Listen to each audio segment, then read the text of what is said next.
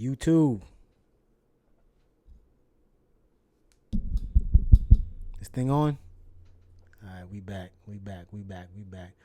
Hey, I know it's been a little while. I know people have been asking about me. Um, keep that let me put it like this. When you are one of them ones, you kind of learn and understand that being one of them ones is gonna draw a little bit of ire. Go Google that if you know what that means. From some people because you're one of them ones. With that being said, because of that ire, you're going to get a lot of pushback and flack. You might even offend some people because they want to know why they can't do what you do, right? It happens. It happens. However, we owe it to ourselves to not restrict those from the real.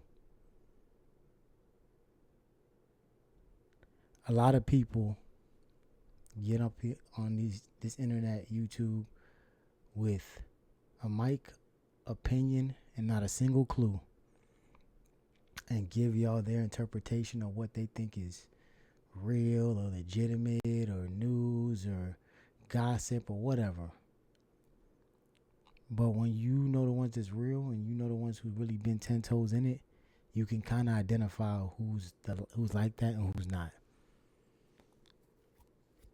I'll leave it at that. With that being said,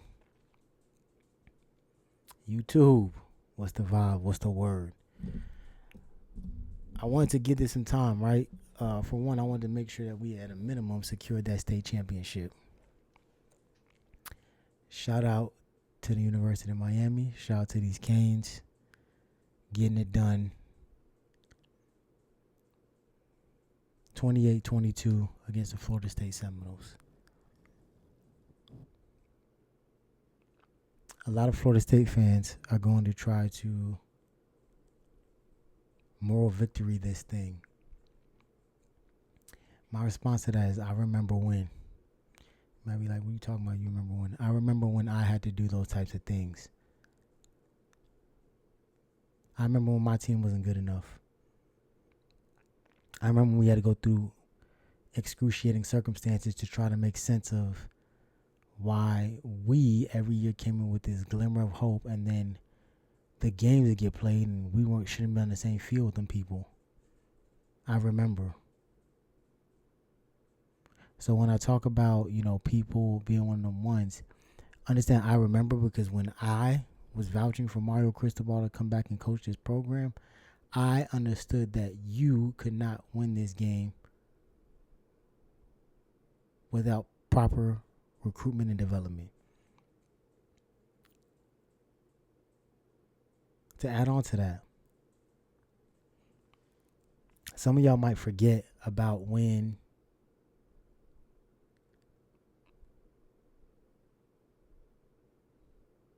if you know me and you've been on this channel, you might forget about when I was on this channel.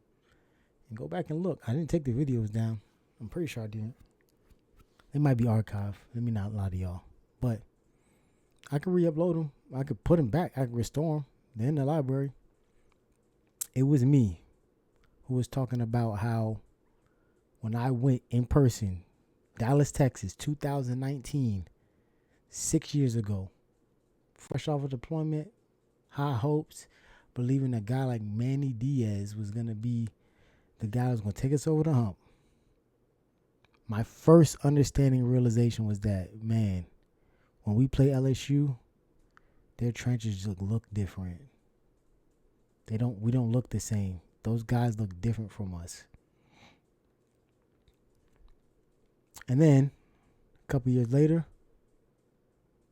later, I watch a Michigan team go on to win a national championship. And the one glaring issue with that Michigan team was that their trenches looked different. They were just better. And every game that they won that year, the trenches looked better.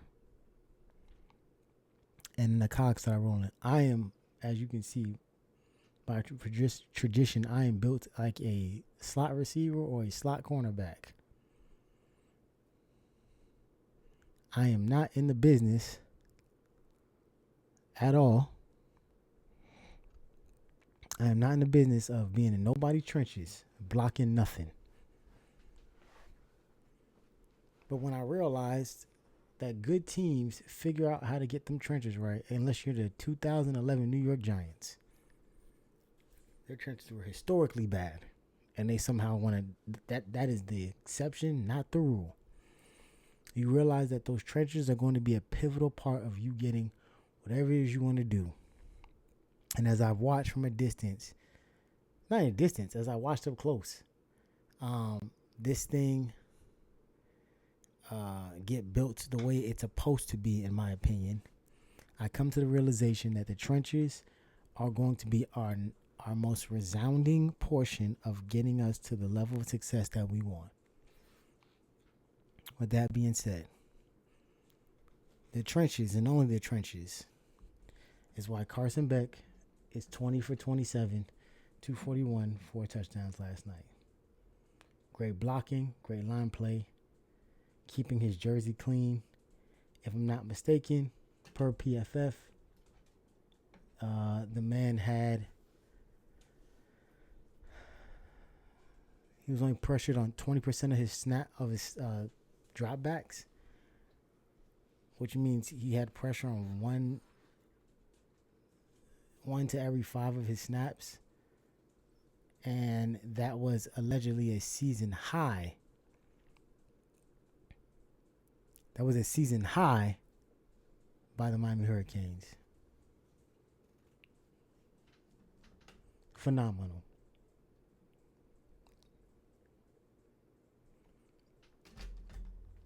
And I would argue that might not even be one of the most talented. Like, I would argue that Florida front we saw is more talented. And they kind of exposed it when they did whatever they wanted to Texas offensive line yesterday. Right? The running game wasn't fantastic. They got 97 yards, but it's because they sold out for the running game. They saw what he did against Florida, and they said, we're going to make Carson Beck beat us. We're not going to just let these guys run the ball down our throat however they want to. And so when that happens, and you put him in a spot where we can at least block for him consistently, unlike Georgia.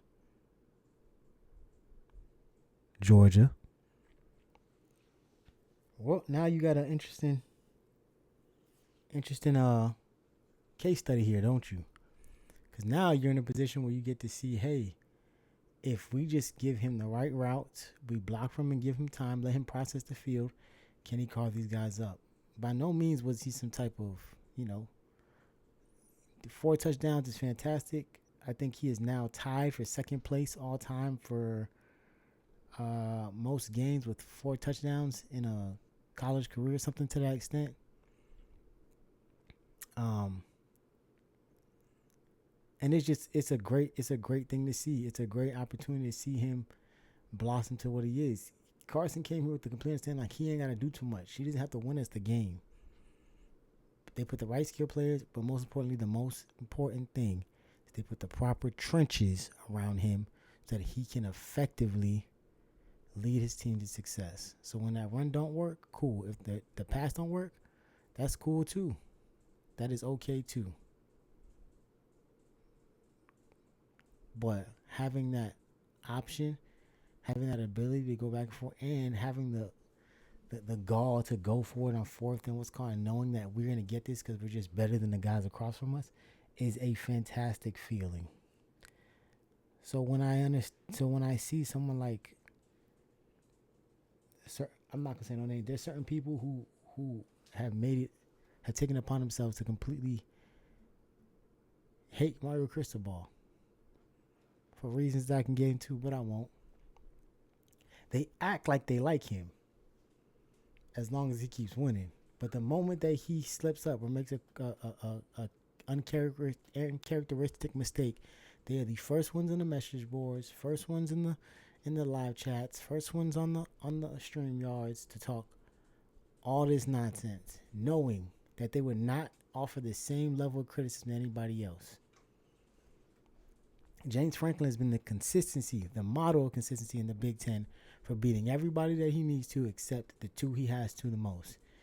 And now that pool is opened up in their second year in the new reformed Big Ten, he has not one, but two losses to teams that should normally be an easy kill. A winless UCLA with no coaching staff? What are we talking about? But granted, I see other guys do far worse and get less criticism. And I get it. The people who are criticizing are casual. They don't really truly watch the sport. They don't know how to offer criticism, and it's fine. But you got to know where to differentiate when you're watching something great and know that just because you call for the person to be fired don't mean that the next guy going to be worth a damn. But you take solace in knowing that at least that person knows what their weaknesses are, will hire coordinators that are worth a damn, and then work through those processes. But most people don't do that because they're casuals. Surface level of understanding how deep this thing goes. Never been a part of any actual team, played any sport, coached any sport. I get it. I say all that to say Carson Beck had a very solid day. Some people might be like, that day was elite. It was a good day. You throw for over 300, you get a couple more downfield shots, accuracy on the ball, don't miss on a 5-yard dump route in 4th and 8, which was a questionable call, by the way. You should have took the points 1,000%. You're not sweating it out at the end, and that's why I say it's a decent day. I'm not, by no means am I saying he's a bad quarterback. What I am saying is that he had what I would consider an uncharacteristic throw that didn't make the mark and created issues for our defense, who was already struggling. That defense was absolutely spent.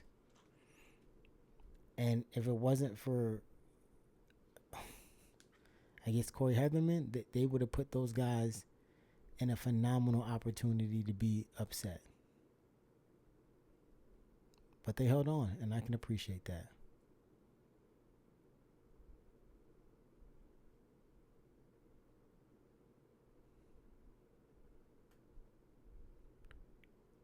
That is incredible. I just watched it. I'm sorry, this is live. I just watched the most incredible play I think I've ever seen. Cam Ward, number 1 draft pick, threw a pick. The pick got punched out, kicked into the end zone, and a Titans player fell on it. And it is now a 3-point game with 4:39 in the fourth quarter. You can't make this up. Can't make this up. And Telly Lockett landed on it. That's crazy. I'm sorry. It's Kane related in a sense, so I had to say something. But as I'm recording this just happened. I got the game on my other screen. That's crazy. Anywho, running backs, solid. 97 yards in a day. Not great. Not great at all. We shot ourselves in the foot with a lot of penalties, in my opinion. I think it was... We had...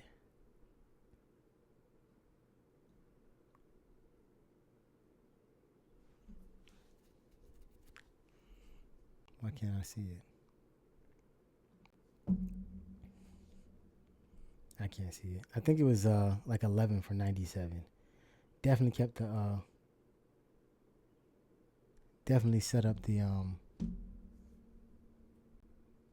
Florida State team to get what they wanted. Mark Fletcher led the way, 12 carries, 40 yards. Okay, it's an okay day. Not great, but hey, we do what we need to win. This game at one point was 28-3 in the third quarter. I mean, what are we really saying here? You know? Receptions, we see Malachi Toney. It's still early, but a lot of people call him a superstar. I am of the belief that he is on pace to shatter everything Xavier Restrepo did here.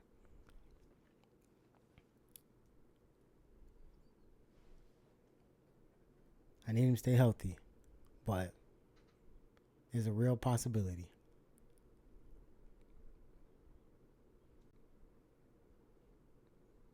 This might get turned over. Sorry. I'm dual hatting. Keelan Marion. No, excuse me. CJ Daniels. Right behind him, 5 catches, 78 yards, 2 touchdowns. Malachi Tony, 7 for 107, 2 touchdowns. A lot of yak stuff, a lot of yak plays, which I think were super pivotal to getting this thing across. And it was a good game from them too. I'm waiting for our third. I got a lot of questions, man. I need to know, what did JoJo Trader do to be receiving? What did JoJo Trader do to be receiving the Ray Joseph treatment? See, Ray Joseph, in my opinion, is not, and if I'm being quite frankly, was never good enough to be at Miami. And as a redshirt junior, I think he is, redshirt sophomore, if you can be on the team for this long and watch a true freshman show up and take your spot, and in the few limited opportunities we have, he just simply does not look better than Malachi Tony. Nobody's going to say it, but I will. Nothing against him. It's not personal. It's just business. Ray, on the other hand, JoJo, on the other hand, has a significant amount of talent that has been on display. And we keep hearing that he's good to go. I keep hearing that, but he's not playing. So I'm just concerned about, what am I missing about why he's not on the field. I expected it to be a coming out party for that man yesterday. And the other receivers did fine, so he didn't have to come through, and that's fine. But I'm just confused. I don't understand. Someone has to explain this to me.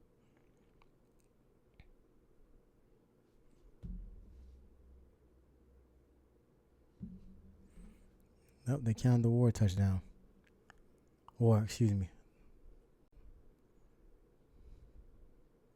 A fumble Lockett touchdown. Defense. Man, I'm on record being on another platform and being told that a certain player's mother was not a fan of my criticism. I can respectfully say that there is no criticism coming for that player today. I would argue that player probably saved our season. And I'm so sincere when I say this. Wesley the Saints play on special teams. We're not even going to talk about the fact that he was second in team in tackles. 5 solo tackles, 3 combined for a total of 8. I'm simply just pointing out the fact that man had 2 recoveries on onside kicks that had me questioning so much when these balls were on the ground. Like Chase Smith, who is going to get this criticism, looking at the ball as it's rolling on the ground.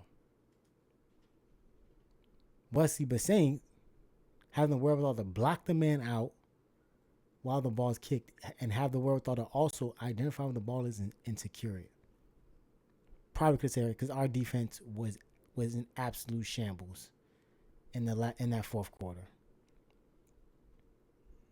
They were absolutely out of position to do the thing they needed to do to contain Thomas Castellano the way they did for most of that game. They could not get to the man. They could not. He just seemingly just kept sneaking out and getting these 6 to 8 yard completions downfield for first downs, or he would run, or it was just like the thing that, like, if he played that way in the first 3 quarters, I don't know if Miami's successful. I'm being completely honest with you. I can't sit here with any certainty and say Miami wins that game. And looking at that scoreboard, My theory is going to be proven correct. 19 unanswered in the fourth quarter is an issue. Miami did a great job playing keep away for most of that game, but they did themselves a massive disservice by not being more aggressive or figuring out more creative ways to get the ball downfield and get more first downs. And for the second time this season, a lot of fans were wondering if they just took their foot off the gas. I don't want to jump to that conclusion. That's not what I want to do. However, I have to think that. And when you get to a position where you're wondering if your team is going to take their foot off the gas, you start getting nervous. The 4th and 8 call, I do not understand. If it hits, fantastic, because you go for the jugular. But the execution, the throw, the call wasn't a bad call. The going for it was a bad call. You take the 3 and then you put the game essentially out of reach. It's a 9-point game. It's a 2-possession lead. They can even with the field goal at that point. It's a moot point. But doing that, you almost set yourself in a position to do what we did to them in Doak Campbell in 2017. And so you can't have those things. That's not a good look. So shout out to him. I kind of went back on a little bit, but shout out to Wesley Bissant. The MVP of the defense, however, Wesley Bissant is a special teams MVP. The MVP of the defense, Jacoby Thomas, man. Jacoby Thomas. 5 solo tackles, 1 sack, 1 tackle for loss, an interception, a pass deflection. The man was unstoppable. He was all over the field. It's been a long time since I've seen a safety have that complete of a day. It's been a long time. The man was everywhere. He was everywhere, doing all the things that he needed to keep his team, to keep those guys from getting like coming down the box, making the plays, like all of the things. Doing a fantastic job. I want to also give a shout out. Shout out to Malachi. In my opinion, he's a freshman All-American at this point. As long as he stays healthy, found some wooden knock on. But also, Bryce Fitzgerald arguably might be I said all that about Jacoby Thomas, and Bryce Fitzgerald arguably might be the best ball hawking safety on the team. And I don't necessarily think it's close. I think the most complete safety, there's an argument that it might be Jacoby Thomas. The best ball hawking safety, the guy who I want tracking the ball as it's in the air, true freshman Bryce Fitzgerald, who did not have a spring, and I didn't think he had a summer either. Or he got there in the summer. So this man has been on campus for only a couple months. And he's been playing lights since June. He's been on campus for what? 5 months. 4 months. And he's been playing out of his mind. He just seems to find the ball. And it looks effortless and easy when he finds the ball. Shout out to that kid, man. Overall, man, solid win. I think we needed this. I really want to weigh these things out. Now the bye week doesn't seem like a bad idea. I do wish there was later in the season. I don't understand the bye week and then a Friday night game. It's good enough time but it's also just an odd position to be in. It's just weird. And then that's it. We only got maybe 3 more away games and the rest at home. This schedule is shaping up. It's almost walking us. I'm not going to say it because I don't want to jinx it, but it's walking us to where we want to go and the things we want to accomplish. And so that's it, man. That's the gist of it. If you guys don't want it, yes, I'm in a new place. I'm in the process of moving in. As we move up the chain, we start moving into something called home ownership, and that's currently what I'm navigating. I just bought my first house, so this is my room. We're still working it. We're still setting things up, getting things that we want to. I got a couple little things here and there I gotta do, but this is my home to do what I want with it. So, if y'all wonder why I ain't seen me, I've been doing those things on top of work. So just trying to get to the place where we can be effective and get to where we want to. So all that being said, man, I appreciate y'all. If anybody ever wondering, the University of Miami is struggling. If we down bad, if we fools go, just understand. We good.